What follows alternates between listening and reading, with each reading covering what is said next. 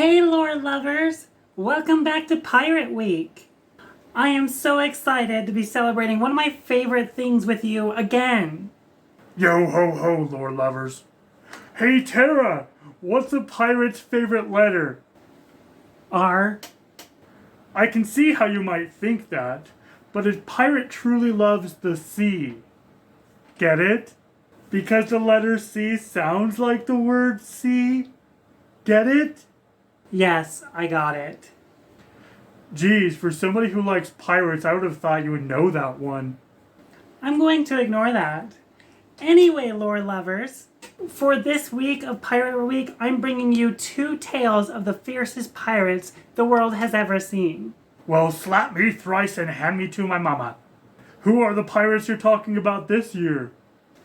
The first one is actually one of my favorites, and his name is Black Caesar. Usually in history, when somebody is called Black, like for example Black Bart, it's to color his soul. He's an evil person.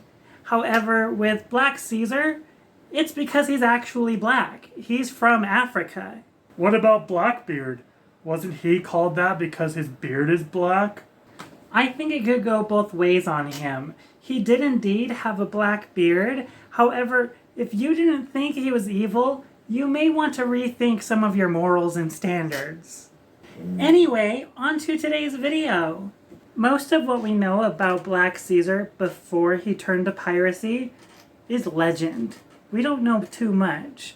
Records back then were sparse, especially if you were from Africa, unfortunately.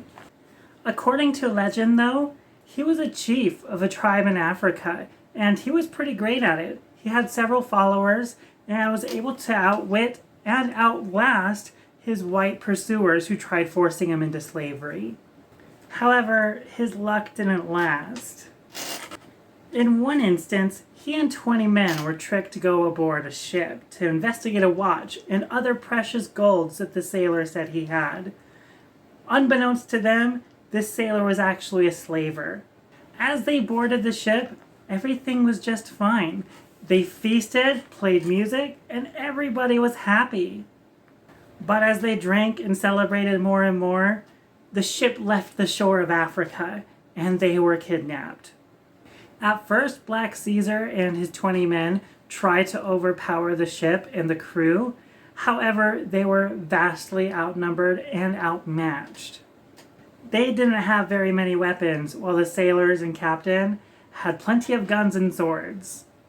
And so they eventually surrendered and were chained to the hull of the ship as any other slave. They were forced to accept that instead of being free men, they were soon to be sold as slaves. Angry for being duped, Black Caesar refused food from anybody but one sailor in particular. And Black Caesar and this sailor soon became friends, as weird as that may sound. Black Caesar's luck soon changed, however, as a fierce hurricane came through. Black Caesar and the sailor he befriended escaped on a longboat and waited out the storm along the shore of an island. In a place now called Elliott Key, they were stranded on shore. However, with one longboat, they decided to try their hands at piracy. They would see an oncoming or passing ship and row out to it. The sailors on this massive ship would think these two men were probably shipwrecked and trying to find safety. However, once on board, they would brandish their pistols and demand food, medicine, supplies, whatever they needed, and then get back in their boat and row away. As time went on, they became more brazen, got more loot. They demanded gold, silver, other treasures, other trinkets. And in one instance, they even brought back a woman as part of their treasure. This was a turning point between Black Caesar and his sailor friend.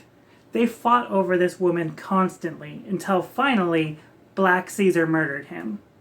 Now at this point in his story, it's still very much a legend. But what we do know is that he stayed here in the Florida Keys. And while staying here, he actually built up a small pirate empire. And these pirates would row out to oncoming ships, demand loot, and then row back. Despite the crown and other governments looking for these pirates, Black Caesar and his men were actually fairly good at this. They got away real well. They just knew the terrain better than them, and so they were able to get away with so much. Whenever a posse would go out looking for them, they would hide inland, in creeks, in caves, anywhere they could find. In one particular place, it's still called Caesar's Creek because he was hiding there. They would also camouflage their boats and loot so nobody knew where exactly their hideout was. It's rumored that during this time, Black Caesar had over 100 women as concubines that he shared with the other pirates of his crew. Also, he was said to have kept children and other people prisoner as a means of ransom, another form of popular piracy at the time. There were stories of children escaping these harsh conditions. It was said that the prisoners even starved to death. The pirates didn't take care of them at all. But some of these children managed to escape, eating berries and shellfish before they were well away from Black Caesar and his men. These wild children grew up on their own, only having each other. They formed a different language that nobody but them could understand. And even today, some people claim that the ghosts of these children haunt Elliott Key. At some time during the turn of the 18th century, Black Caesar grew tired of being a pirate on land and decided to try it out on sea. He joined forces with the notorious Blackbeard upon the Queen Anne's Revenge, who you might remember us talking about last year.